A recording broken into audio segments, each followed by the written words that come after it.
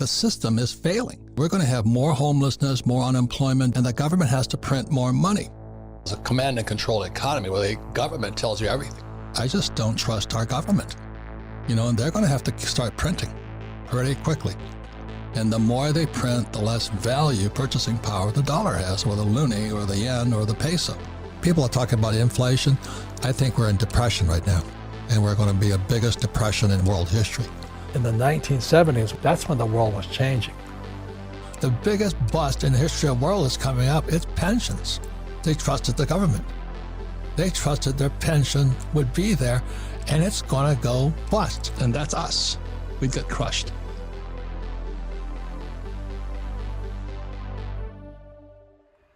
Welcome back, ladies and gentlemen. This is the Bearable Bull here. And I got this aggressively average content for you today. Guys, I've had a great day today. As right now I'm more bullish than I have been in a long time. And the reason is because there is mass fear and panic in the crypto market right now. Everyone is afraid. Retail investors have capitulated. But me personally, I bought the dip. I still have some cash on the side just in case something unexpected happens. But that's besides the point. I personally am a big believer that what's going to happen next is a full-blown reversal for these crypto prices. First of all, I have said before and I'll say again, this recent May 2022 crash was the worst crypto crash I've ever been through. It was worse than March 2020. That was when this health crisis began and the world really felt it. But if you look at this Bitcoin long-term 9-year parallel channel, it was just a healthy pullback off support of this parallel channel. Now, ladies and gentlemen, take these parallel channels with a grain of salt, because you guys did see earlier this week when XRP broke below 52 cents that we broke out of XRP's 4-year parallel channel. But I think this 9-year one may have more support than that one. Well, I was shocked to see how low crypto prices went. I think that right now we may be in for a healthy upswing in the crypto market, and it's much needed. Too much negative sentiment to me indicates an extreme buying opportunity and an opportunity to make money. Ladies and gentlemen, I even accumulated some stocks the other day because I'm so bullish on markets in general right now. And for those of you that were wondering, the 10 stocks that I bought just 2 days ago will be posted in my OnlyFans down in the description below for all of you to take advantage of as well. But ladies and gentlemen, what other indicators am I looking at that signal to me that the crypto market may be in for a healthy reversal? First of all, the DXY is finally signaling a crash after an overextended parabolic run up. It went up too high too fast in my opinion. And while the Fed is still signaling that they're going to raise interest rates, the charts are indicating that we may be more onto risk on assets after a horrendous crash. Altcoins went down 80%. Bitcoin 60%, stocks, so many stocks are 80% to 70% corrected. To me, there is a massive swing trade at play here, and I believe we will have the opportunity to see our run. You all have to remember, XRP, Stellar, and a plethora of other high quality altcoins did not experience a full-blown altcoin season yet. And the reason I think this is taking place is because we are seeing more of a prolonged altcoin season or crypto bull market than in past times. This is what I mean. I genuinely believe we just saw the first leg of cryptos go up in value. We saw AVAX, Solana, ETH, Bitcoin, BNB, many others hit their all-time highs. Now, we experienced the crash. Finally, I think the final leg up for a few select altcoins will be coming. And for those of us that have been waiting for months and that may now be discouraged, I'm telling you to embody courage, because these will be the moments that make you rich. I believe in a few months we will have the opportunity to take profits again. And I'm so grateful that all of you went through this now. Because now you know what not taking profits feel like. And you'll understand why when profits are there the next time, you'll have to take them. I'm still bullish on everything we own. And don't you forget it. Now, ladies and gentlemen, you may be wondering, Bull, why the hell? How could you possibly be bullish on this market right now? The reason is because everyone is bearish. There is extreme fear. When I see extreme fear, I just switch the term fear with the word buy. Then I try to look at indicators that let me know that things will be brighter out of the other side of this. First and foremost, Flare Network is launching July 4th. I don't think Flare is going to launch in a hostile crypto environment. I think the network is going to grow steadily as the market is recovering. In addition, these two massive catalysts for crypto growth are at play here.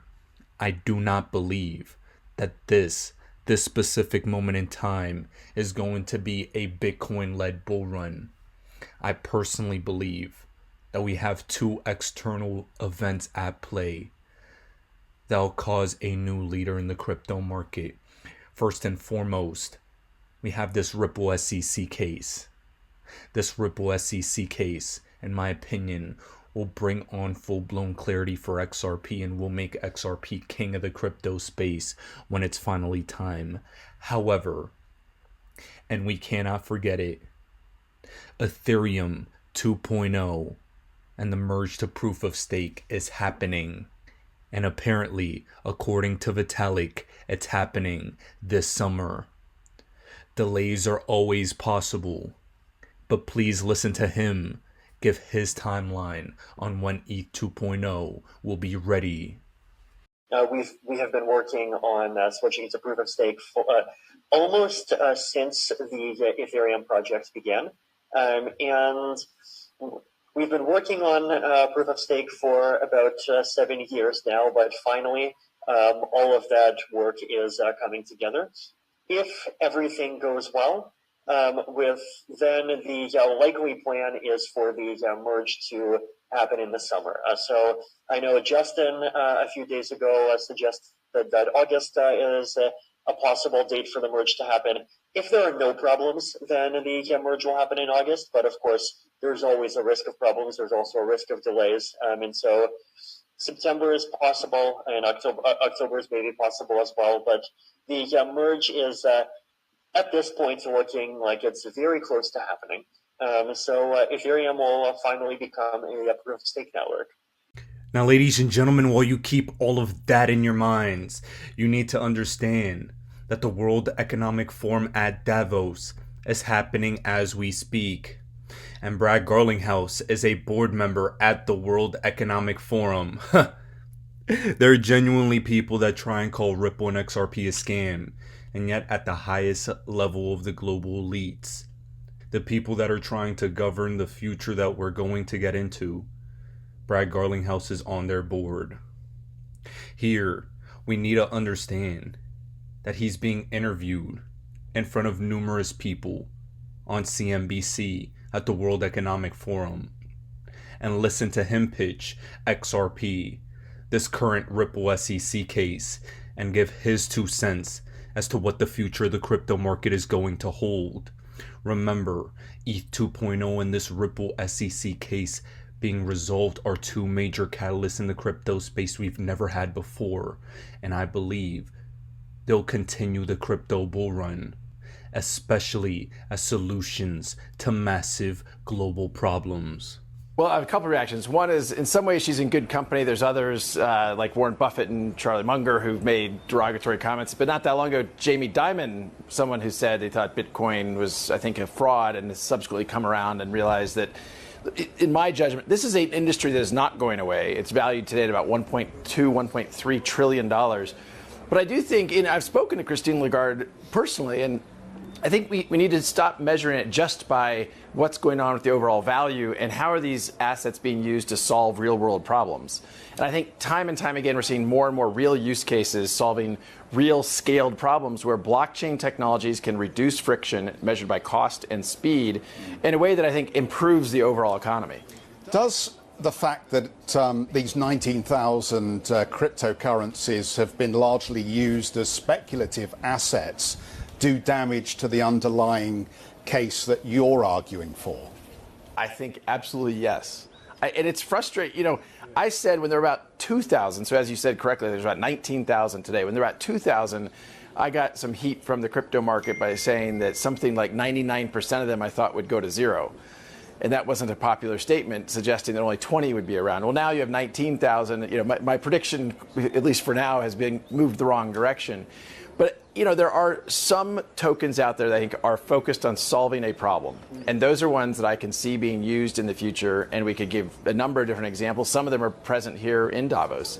But there's also ones that I look at, I hear the description, and I don't get it.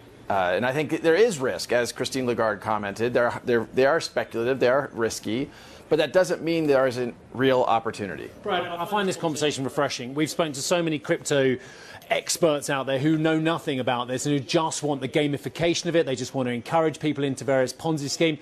I hear what you're saying. We're great fans of what blockchain technology can do, but just to categorically say, you think most of these products are just going to disappear and investors are going to lose their money over the coming years? I think there's a high risk that, well, certainly when you say most, meaning more than 50%, I think there's a high risk that most of this... How many fiat currencies in the world are there? About 180? Yeah. Look, there is clearly examples where these can be used. What Ripple is doing with our digital asset that we use in our technology stack called XRP is solving a cross-border payments problem. And that cross-border payments problem we all have experienced. When you're moving money cross borders, it is slow and it is typically expensive. There's no reason we can't use these technologies to solve that problem. I hear you. And do you know what? I think more regulation, better, then we can all know what we're trading with. Why don't you want more regulation on XRP? Why are you in a big fight with SEC's Gary Gensler that's just going on and on? Well, it is going on. That's frustrating. Gary Gensler was quoted as saying that justice delayed is justice denied, yet at every turn the SEC has been slowing this one down. Look, we were the ones advocating for years that we needed regulatory clarity in the United States. And then for the SEC to say, hey, even though it's not clear, we're going to bring a civil lawsuit saying that XRP is a security, we find to be a bit ironic. I'm actually advocating for regulatory clarity. I've been not for XRP to be a security. I think most crypto assets are not securities, and I think they are clearly commodities, and they are regulated. I mean, when people say, as Gary Gensler has said, this is the Wild West, that is not true. We're a regulated company by many different regulatory bodies today. And outside the United States, you have the regulatory. Now, ladies and gentlemen, remember what Brad Garlinghouse said. 99% of cryptos are going away. Name a crypto project below that is being discussed at Davos by the 1% of the 1% in Switzerland. Here are a few listed by Kevin Cage, and remember that Ripple, Stellar, Visa, and others are on the World Economic Crypto Council. XRP, Stellar, Algo, HBAR, Casper. There are plenty more. But ladies and gentlemen, we need to know what all these updates mean. First and foremost, we saw Brad Garlinghouse at a panel at the World Economic Forum with Jeremy Allaire from Circle. And guys, with the recent stablecoin apocalypse of US Terra we saw the other day, we need to understand the significance that Circle and USDC are going to play on the global crypto stage. Like clockwork, Allaire was on primetime television on CNBC's Fast Money, talking about stablecoins and how USDC is extremely credible. Immediately after, the event with Terra occurred. stablecoin regulation is going to come into play. Remember that BlackRock as well invested a couple $100 million into Circle. And BlackRock knows where to position their chips correctly. All I like telling all of you is where the big boys are placing their dollars. The reason that's important is because it's going to give you a glimpse into the future and what that's going to bring. The fact that Brad Garlinghouse and Jeremy Allaire are on this panel discussing all of this as the recent crypto crash occurred should be very telling. In addition, an interesting point. The Georgian Prime Minister offered the CEO of Ripple to open a corporate service center in Georgia, and also noted that Georgia has a favorable investment environment and the country has a stable location. Ladies and gentlemen, other countries are pitching to Ripple to open up offices in different locations, and it's because they are that powerful. It states here, bankers at the World Economic Forum see the need for caution and speed on central bank digital currency innovation. And Ripple and XRP are at the center of it, with their private ledger, making damn sure central banks have a healthy and private CBDC environment and ecosystem. And while a lot of you may not like that empowering of the central banks, we have to think practically here about what the elites are going to bring. All I'm trying to do is profit off of their system so I can free myself and as many individuals as possible in this world. But here, this is the final bullet point of the day. This is how retail investors can truly empower themselves. Ladies and gentlemen, the XRP ecosystem is about to get a quantum boost as the 1.91 release of Rippled is out, and it brings improved performance and reduced resource usage. This team will be upgrading Ripple's XRPL servers today and configure Ripple validators to vote in support of the XLS20 proposal. The XLS20 proposal is in line with Ripple's previous commitment. They ran tests and are voting in favor, confident that the code is stable, scalable, and performant. The reason all of this is important is because XLS20 will allow, finally, for NFT capabilities to come out on the XRP ledger. Remember, Michael Jordan is bringing his NFT collection to the XRP ledger, and the fact that arguably the greatest basketball player of all time is looking to launch his NFT project on XRP lets all of you know how big we are. I'm going to cap off this video with this. One of the best ways you can all free yourself, potentially, is to build your own NFT projects. Personally speaking, I would highly recommend building on the XRP ecosystem, as we all support our own. World Economic Forum, CBDC adoption, ETH 2.0 and this Ripple case ending, XLS20 and NFT capabilities. The future is bright for XRP, and you're worried about price action. You could take the current price action and shove it, because myself and the rest of the XRP army are invested in it.